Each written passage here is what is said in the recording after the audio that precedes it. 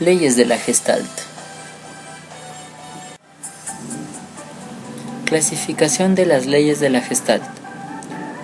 Se clasifica en pregnancia, similitud, proximidad, profundidad, cierre, contraste, fondo y figura.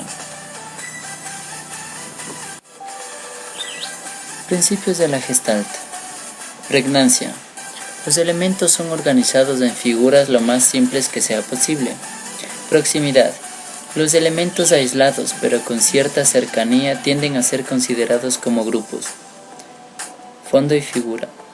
El fondo sostiene y enmarca la figura por su contraste menor, tiende a no ser percibido o ser omitido. Similitud. Los elementos similares tienden a verse como parte del mismo conjunto o bloque. Contraste. La posición de los elementos incide sobre la atribución de cualidades.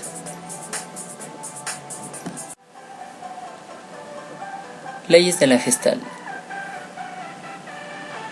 Leyes que demuestran que al cerebro hacen mejor su percepción posible, como el contraste. El contraste. La posición de los elementos incide sobre la atribución de cualidades. El cierre. Las formas cerradas y acabadas son más estables visualmente. La proximidad. Los elementos tienden a agruparse con los que se encuentran a menor distancia. Fondo y figura. El fondo sostiene y enmarca la figura y por su contraste. Similitud. La mente agrupa los elementos similares en una entidad.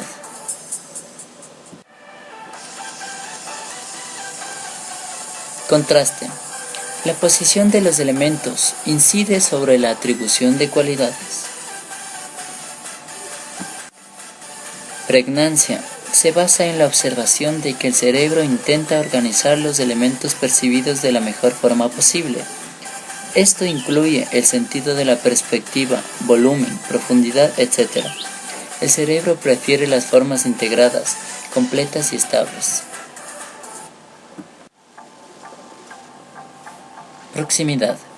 Los elementos aislados, pero con cierta cercanía, tienden a ser considerados como grupos y ser visualizados como algo en sí. Fondo y figura.